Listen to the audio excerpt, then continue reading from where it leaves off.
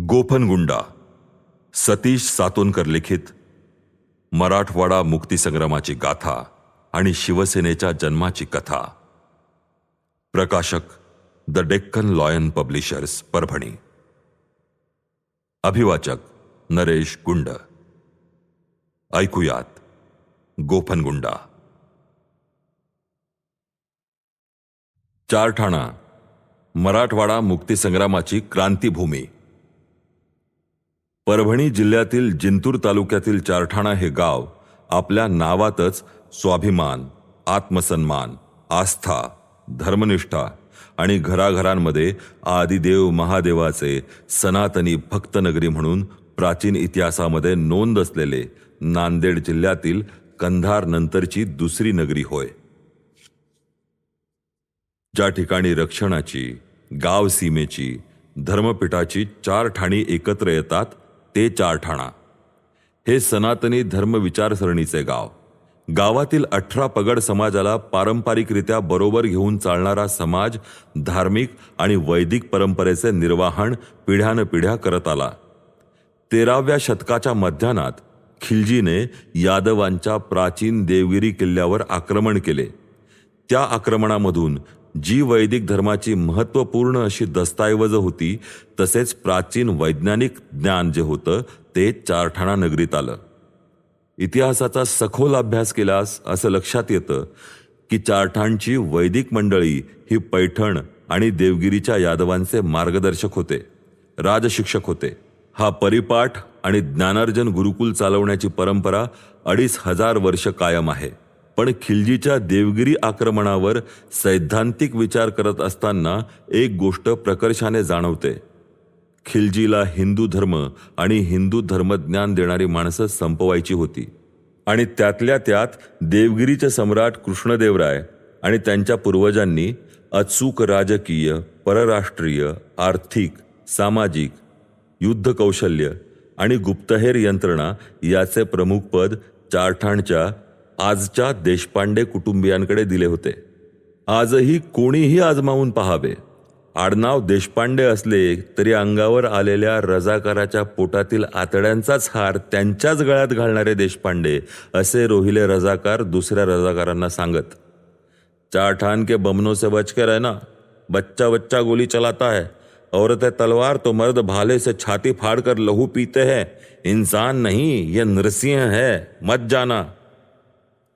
1945 ते 46 साली मुस्लिम लीगचा जोर वाढल्यावर रजाकारांनी हैदराबाद येथील निजामवाड्यात वाचलेला हा पाढा आहे.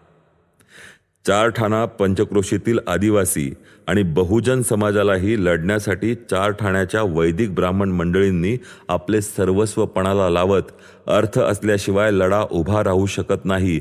प्रसंगी घरातील सोने नाणे विकून पैशाचे पाठबळ उभे करून जिल्ह्याभरातील सैनिकांच्या चळवळीला आर्थिक मदतही केली.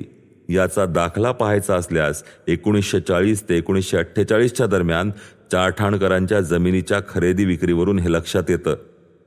अगदी परवापर्यंतच्या चारठाणा इतिहासाचा अभ्यास केल्यास, शास्त्रोक्त भाषेत सांगायचे झाल्यास, तिथल्या प्राचीन मंदिरांची कार्बन डेटिंग केली असता, शास्त्रोक्त वयोमर्यादा काढली असता, चारठाणा ही नगरी पैठण इतकीच प्राचीन तर यादवकालीन असल्याचा पुरावा मिळतो. स्वातंत्र्यानंतर चारठाणकरांनी आपले शस्त्र अस्त्र सरकार जमा केले. देशपांडे कुटुंबियांकडे असलेल्या तलवारी काही 7व्या आणि 9व्या शतकातल्या होत्या. दुर्दैवाने शासनाकडे आज हे शस्त्र अस्त्र कुठे आणि कोणाकडे ठेवले याची नोंद नाही.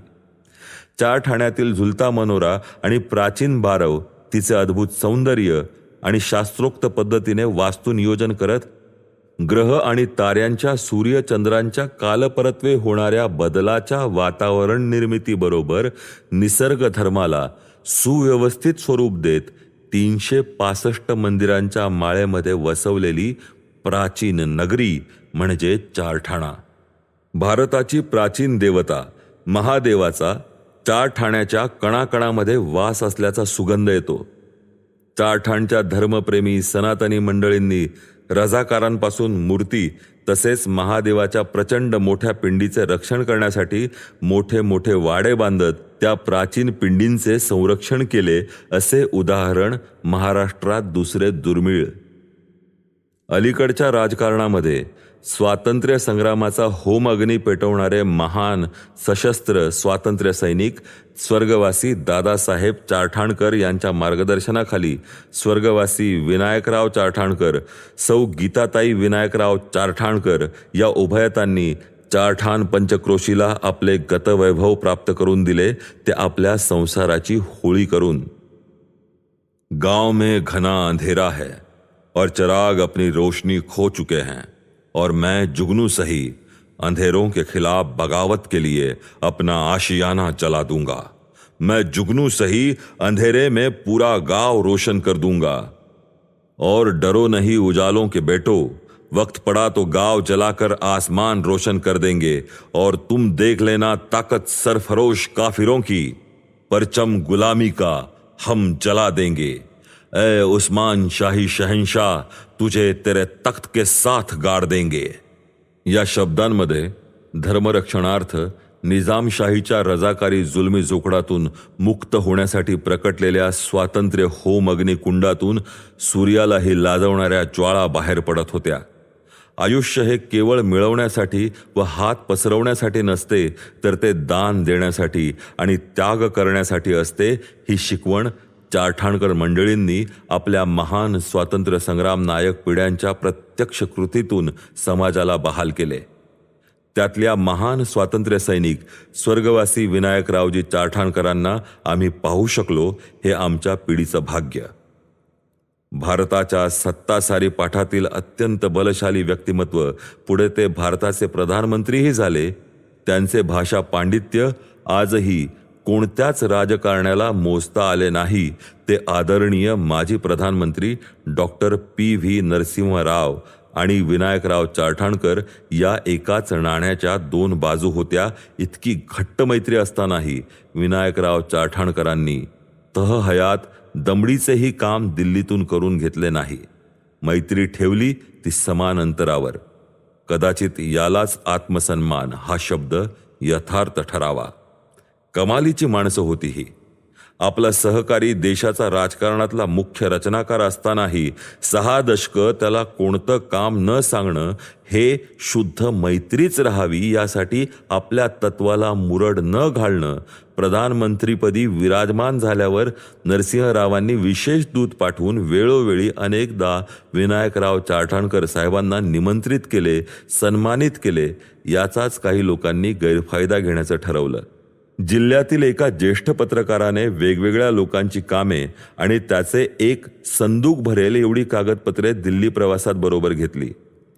पूर्ण प्रवासभर विनायकराव चारठाणकर साहेब काहीच बोलले नाहीत. परंतु दिल्ली विमानतळावर उतरल्यानंतर पंतप्रधान कार्यालयाची गाडी त्यांना घेण्यासाठी आलीच होती. त्यांनी वाहन चालकाला आदेश दिला, यमुना के बडे पुल से गाडी लीजिए.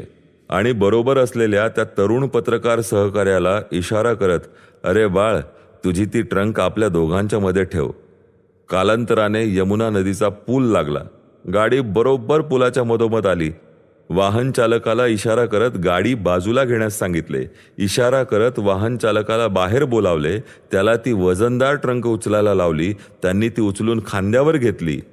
चालकाच्या मनातही प्रश्न होता, साहेब इसका क्या करू. विनायकराव चारठाणकरांनी आदेश दिला, इस संदूक को यमुना में बहा दो. बरोबर आलेल्या पत्रकाराची चारठाणकर साहेबांचे हे रौद्र रूप पाहून पाचावर धारण बसली. काही क्षणानंतर ते सगळे गाडीत बसले. प्रधानमंत्री निवासस्थानाच्या दिशेने त्यांचा प्रवास सुरू झाला. गाडी मागे असलेल्या सुरक्षा दलाने संदूक पुन्हा नदीतून वर काढले, कारण त्यांना ठाऊक होते विनायकराव चारठाणकर हे पी.व्ही. नरसिंहराव यांचे बालमित्र तर होतेच, बरोबर शिक्षणही पूर्ण केले होते आणि हैदराबाद मुक्तीसंग्रामामध्ये एकदमच दोघांनी झोकून दिले होते. त्यामुळे त्या झेड+ सिक्युरिटीला हे ठाऊक होते. चारठाणकरांचे महत्त्व दुपारच्या जेवणामध्ये पंतप्रधान नरसिंहराव साहेब आणि विनायकरावजी चारठाणकर मेजभोज घेत असताना हलकासा विनोद करत नरसिंहरावांनी चारठाणकरांकडे कटाक्ष केला. पुलिस ने संदूक बरामद की है. तेव्हा विनायकरावजी चारठाणकर यांचे उत्तरही हजरजबाबी होते। संदूक में लालच का डर था। नरसिंहराव जी, हमारी दोस्ती आजादी के बुनियादी पर खड़ी है। आप जानते हैं हम चारठाणकर हैं। हम किसी का निजी काम नहीं बोल सकते, ना अपनों को ना परायों को। मैं आपका मित्र हूं। मैं आपसे मांगने के लिए नहीं आया, आपकी तबीयत का हालचाल पूछने को और आपकी खबर लेने को आया हूं। मांगना मेरा स्वभाव नहीं है, ना अब वो उम्र रही। हमने अपने जीवन को समर्पित किया हैदराबाद मुक्ति संग्राम के लिए। हमने वो आजादी हासिल की, अब हमको क्या चाहिए? इसीलिए संदूक को फिर से माता यमुना को दान कीजिए। आत्ता आपण ऐकलत सतीश सातोनकर लिखित द डेक्कन लॉयन पब्लिशर्स प्रकाशित नरेश गुंड यांच्या आवाजात गोफन गुंडा